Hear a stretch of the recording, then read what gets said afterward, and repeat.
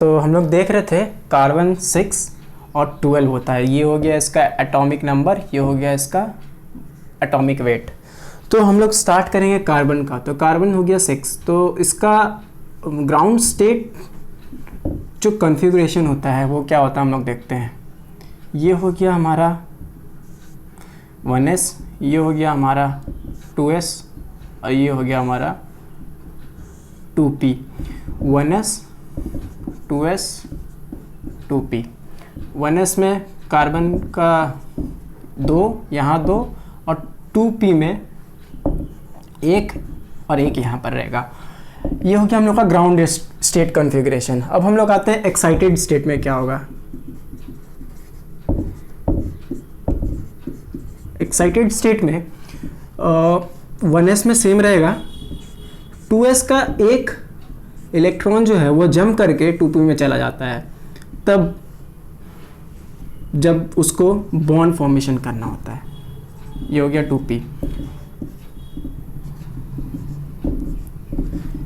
इसके जाने का रीज़न है, ये सिंपल सा रीज़न है, क्योंकि कार्बन हम लोग जानते हैं कि सारे कंपाउंड्स जो है वो 2 और 8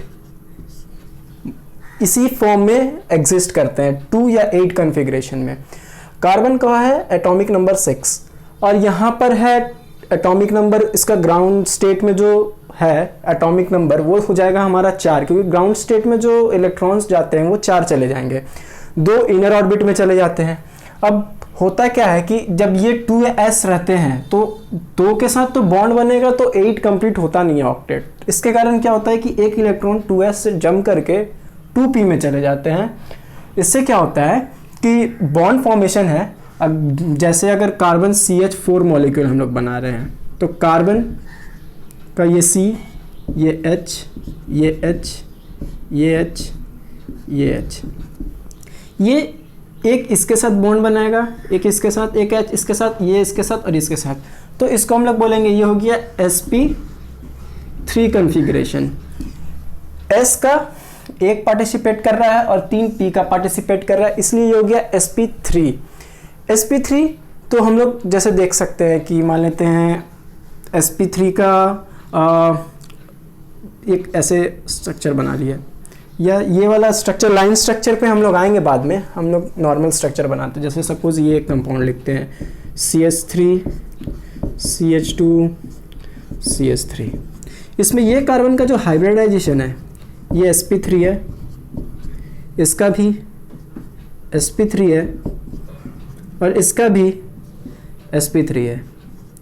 sp3 होने का नॉर्मल सा कारण है कि 2 एक ऑर्बिटल का इलेक्ट्रॉन शेयर कर रहा है और 2p का 3 शेयर कर रहा है। इस कारण से जो कार्बन का जो हम लोग देखते हैं कि जो ऑर्बिट है वो हाइड्रोजन के साथ शेयर कर रहा है और इसके कारण sp3 और sp3 हाइब्रिडाइजेशन है। हाइब्रिडाइजेशन का जो कॉन्सेप्ट है वो एटॉमिक स्ट्रक्चर में बताया जाएगा अच्छे तरीके से। ऑर्गेनिक में sp3 के बारे में, sp2 के बारे में और sp के बारे में हम लोग जानेंगे यहाँ पर। तो हमने अभी sp3 का थोड़ा सा बेसिक इन्फॉर्मेशन आपको शेयर करा है।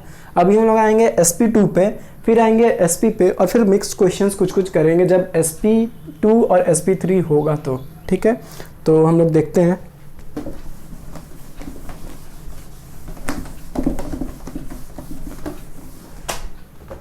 हम लोग आते हैं, मान लेते हैं sp2, कार्बन का sp2 कॉन्फ़िगरेशन में। sp2 कॉन्फ़िगरेशन क्या होता है? सपोज़ अगर हम लोग sp2 कॉन्फ़िगरेशन में लेते हैं, ये आपका, ये फिर से बॉक्स में बना लेता हूँ, ये 1s हो गया, ये 2s हो गया, ये 2p हो गया। 1s 2s 2p। ठीक है, ये हम लोग का ग्राउंड स्टेट कॉन्फ़िगरेशन है कार्बन का। अब हम लोग आते हैं एक्साइटेड स्टेट पे। एक्साइटेड स्टेट पे क्या होगा?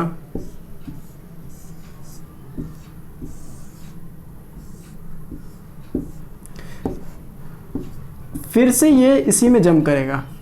अब है sp2 होने के कारण हमको नाम से ही पता चल रहा है कि एक ये बॉन्ड फॉर्मेशन में हेल्प करेगा, एक ये करेगा और ये करेगा। ये लास्ट वाला जो P है ये बच जाएगा, ये जो है ये बच जाएगा। हमारा लास्ट वाला जो p ऑर्बिटल है ये बॉन्ड फॉर्मेशन में हेल्प नहीं करेगा।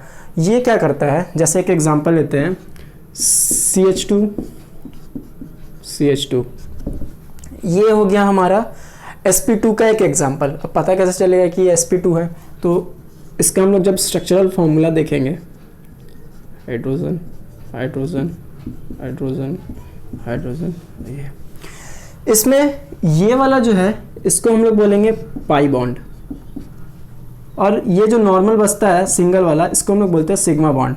इसमें एक सिग्मा एक पाई बॉन्ड है, और जो पाई बॉन्ड का जो फॉर्मेशन होता है वो एक p जो इसका है, इसका भी ये कार्बन है तो इसके पास भी एक सिंगल p ऑर्बिटल बचा होगा px, इसका भी एक p ऑर्बिटल बचा होगा px, तो दोनों पैरेलल ओवरलैप करता है ऐसे, तो इससे क्या होता है पाई बॉन्ड का फॉर्मेशन होता है।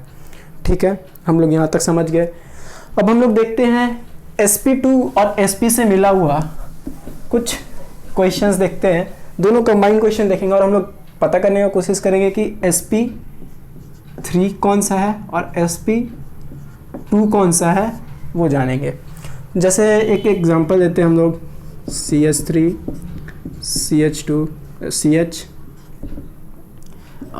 CH2, ठीक है। तो जैसे ये एक एग्जांपल है, तो इसमें ये जो कार्बन है इसको मैं थोड़ा अच्छे से स्ट्रक्चरल फॉर्म बनाता हूँ।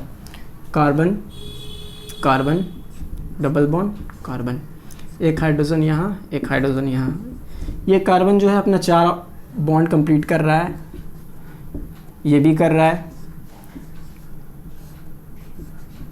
और ये भी कर रहा है। ठीक है, इसमें हम लोग देखेंगे ये जो कार्बन है ये sp3 है, ये जो कार्बन है sp2 है, और ये जो कार्बन है ये भी sp2 है।